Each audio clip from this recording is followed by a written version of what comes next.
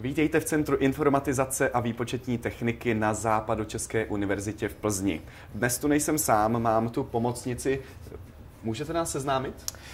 Dobrý den, prosím vás, tak to je Civenka, to je maskot našeho pracoviště CIVu, to je zkratka Centrum informatizace a výpočetní techniky. A je to oddělení Západočeské univerzity, který dělá pro univerzitu v podstatě ICT služby od těch základních počítačových sítí, jejich jako instalace a provozu až po vývoj třeba vlastních informačních systémů, jako je studijní agenda. A Civenka je takový náš maskot společný, který krom toho, že nás tady dneska přivítal, tak vystupuje taky ve vlastním komiksu. My se právě nacházíme v takzvaném IoT labu. Co to je a co se tady děje? IoT je samo o sobě zkratka termínu Internet of Things a lab samozřejmě potom laboratoř. Internet of Things, to je takový fenomén dneska hodně skloňované sousloví a v podstatě to jsou taková nějaká malá elektronická zařízení, která jsou schopna spolu nějakým způsobem komunikovat přes internet. Ty můžeš tyhle zařízení nějakým způsobem ovládat, řídit a pomocí nich potom získávat nějaká data třeba nebo ovládat třeba dveře, otvírání oken v bytě nebo větrání.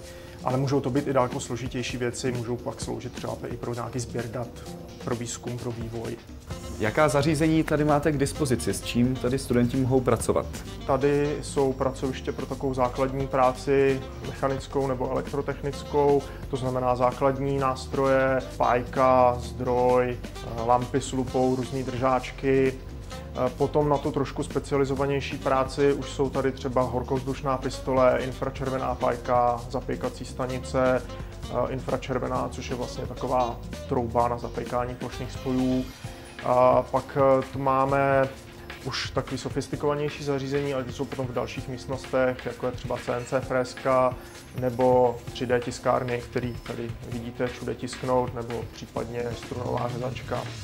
A pro koho je IoT Lab určena? Kdo vás tady může navštívit? IoT Lab je určen pro naše studenty Západočeské univerzity, ale také pro středoškoláky, co mají třeba zájem tady studovat, ale v podstatě pro všechny, kdo si chtějí hrát a kdo chtějí dělat třeba i na vlastních projektech.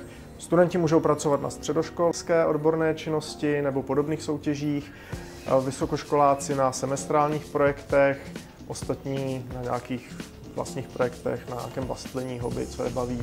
Využití tady mohou najít třeba i umělci.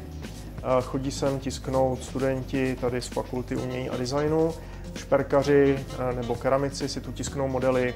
Výhoda tohoto místa, krom té technické podpory tady je, že jsou tady i lidi, kteří jsou schopní jim dát odbornou radu a nějaké vedení z řady disciplín, kterou by pro tu svoji činnost potřebovali. Ať už je to zase nějaké programování nebo ovládání těch zařízení, elektrotechniky, sítě nebo případně i nějaké jako základní mechaniky.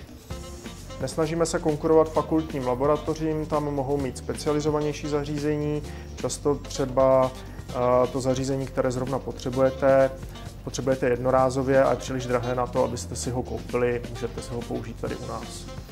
Taková pěkná ukázka té mojí práce studentů je třeba tadyhle ten plotter, souřadnicový zapisovač. Byla to parta 3 studentů, musel to potom někdo naprogramovat, protože to zařízení je řízený Arduinem, takže ve skutečnosti tady byla práce mechanická, elektrotechnická, elektronická i programátorská a všechno to udělali tady v podstatě ze součástek, které buď to vydolovali z nějaký starý tiskárny, anebo si je tady vytiskli, vyrobili. A mohl bych si tady taky něco vyzkoušet?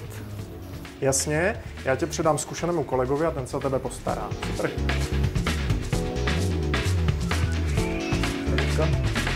Pojď, posaď se u nás. Tady máme model jednoduchého blikače, je potřeba k němu přiletovat nějaké součástky. Takže ten odpor, to je 39 kg, patří tady na tu plošku. Vezmeš odpor a takhle si ho hezky připravíš. Můžeš použít tenhle cín. Teďka si vezmeš do ruky páječku, na hrot dáš malinko cínu, jenom tak trošičku. Do druhé ruky vezmeš tu pinzetu, přidržíš si ten odpor a zaletuješ to tak, že vlastně ohřeješ obě dvě obě dvě ty plošky, jak vlastně odpor, tak tu plošku pod ním, na který je to naletovaný. Tak, výborně. No krásně se ti to povedlo, no, stačí pár součástek a vlastně máme z toho krásnou policejní sirénu. Stačí jenom zabudovat. A pokud i vy chcete pracovat na nějakém svém projektu, například v rámci středoškolské odborné činnosti, tak neváhejte a určitě navštivte IoT Lab na Západočeské univerzitě v Plzni. Ahoj.